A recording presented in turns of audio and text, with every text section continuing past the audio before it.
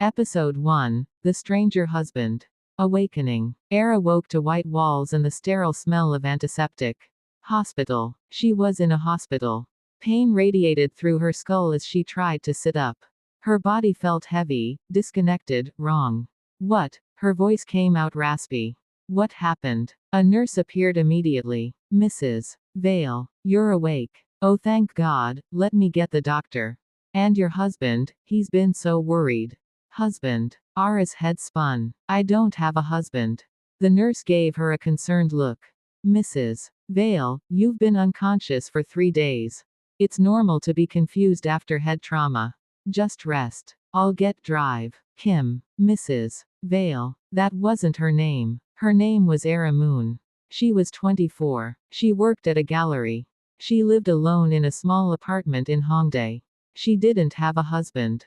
The door opened and a man walked in. Tall, impossibly handsome, mid-30s, with sharp features, cold gray eyes, and an expensive suit that screamed power and wealth. His dark hair was perfectly styled, his presence commanding. He looked at Ara like she was the only thing in the world that mattered. Ara. His voice was deep, controlled, but she heard relief underneath. Thank God. You're awake. Who are you? The man's expression flickered. Hurt, concern, something darker. I'm Lucien. Your husband. No. Ara shook her head, wincing at the pain. I'm not married. I don't know you. The doctor said this might happen. Memory loss from the trauma. Lucien moved closer, sitting in the chair beside her bed. You were in a car accident 3 days ago. Hit and run. They found you unconscious. I don't remember. The doctor says some memory loss is normal. It might come back. It might not. His hand reached out, touching hers gently. But I'm here. I'll help you remember. Ara pulled her hand away. I don't know you. You're not my husband. I am. He pulled out his phone, showing her photos. Look. The photos showed her, definitely her, with this man. At restaurants. On beaches. In front of what looked like a massive estate. Smiling. Laughing. Looking happy. Looking in love. These are fake, Ara whispered.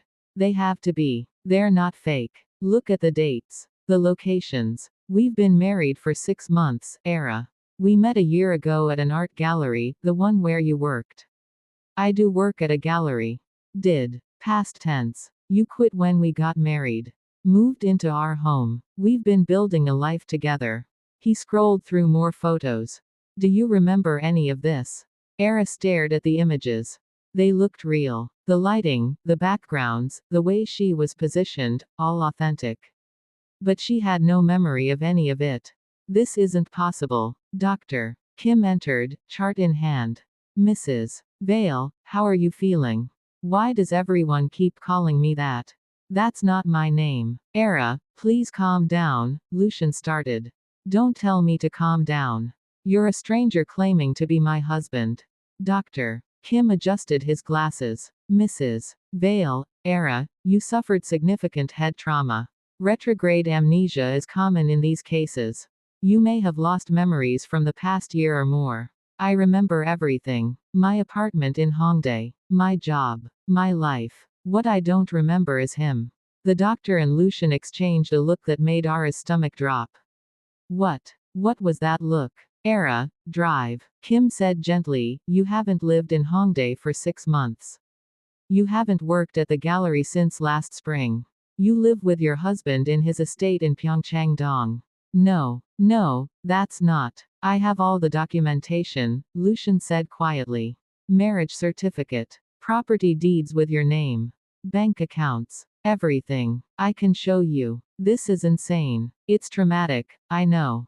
But it's the truth. Lucien's eyes held hers. You're my wife. And I'm going to take care of you until you remember.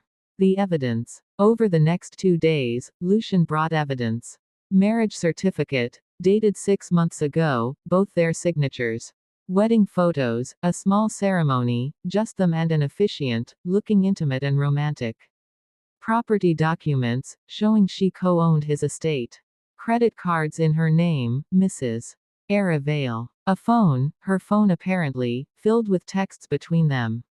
Loving messages. Photos. Videos. All of it looked legitimate. I know this is overwhelming, Lucien said, sitting beside her hospital bed. But I'm patient. Take all the time you need to process. How did we meet? Art gallery. You were giving a tour to potential buyers. I was there looking for a piece for my office. You were radiant, passionate about the art. I asked you to dinner that night. And I said yes. Eventually, you made me work for it. A slight smile. You were cautious. Didn't trust wealthy men. Said they only wanted trophies. I had to prove I wanted you for you. And did you? Yes. I fell in love with you, Ara. Deeply. Completely. You changed my life. She wanted to not believe him. But the evidence was overwhelming. Why can't I remember any of this? The doctor thinks the trauma erased recent memories. They might come back. They might not. Either way, his hand covered hers. I'm here. I'll help you rebuild those memories. Or build new ones. This is insane. How am I supposed to just go home with you? A stranger. I'm not a stranger. I'm your husband. And our home is yours. Take your time. Look around. See if anything triggers memories. I won't pressure you. And if nothing comes back, then we start over. I'll court you again. Make you fall in love with me again. His eyes were intense. However long it takes. The estate. Dr. Kim discharged Ara 3 days later with instructions to rest, avoid stress, and follow up in 2 weeks. Lucien drove her to the estate in his Mercedes, sleek, black, expensive. The estate was massive. Modern architecture, floor-to-ceiling windows, surrounded by manicured gardens and high walls. This is where we live. Ara breathed. Where you live. It's your home too. Inside was even more impressive. Marble floors. Original artwork. Furniture that probably cost more than her entire former apartment. I'll show you to our room, Lucien said. Our room. We're married. We share a bedroom. But if you're uncomfortable, I can sleep elsewhere until you remember. The master bedroom was stunning. Massive bed, sitting area, balcony overlooking Seoul, and an ensuite bathroom that looked like a spa.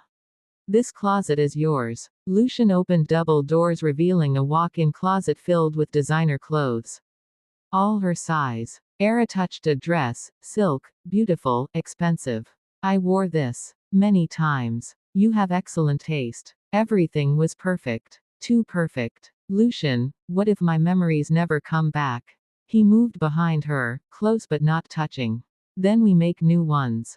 Better ones. You'd be okay with that. Starting over with someone who doesn't remember falling in love with you. I fell in love with you once. I'll do it again. As many times as it takes. His voice was low. You're worth it, Ara. You're worth everything. The first night. That evening, Lucien made dinner, or rather, his private chef did. They ate on the terrace overlooking the gardens. Tell me about yourself, Ara said. If we're married, I should know you. What do you want to know? Everything. Start with your work. I run Vale Industries. Tech company. Software development, AI research, some defense contracts. We're one of the top 5 tech firms in Asia. So you're wealthy. Yes. Very. He sipped his wine. Does that bother you? I don't know. Apparently past me was okay with it. Past you was wary at first. Thought I might be using you for appearance. Trophy wife. But I proved over time that wasn't the case. How? I listened to you. Supported your art. Never asked you to change. Let you be yourself. His eyes held hers. I loved you for who you were, not what you looked like or what you could do for me. And what did I love about you? You'll have to remember that yourself. I can't tell you how to feel. After dinner, they sat in the living room. Ara felt exhausted, overwhelmed, confused. You should rest, Lucien said. I'll sleep in one of the guest rooms tonight. Give you space. Thank you. But as he stood to leave, Ara felt a strange pull. Lucien. He turned. Were we happy?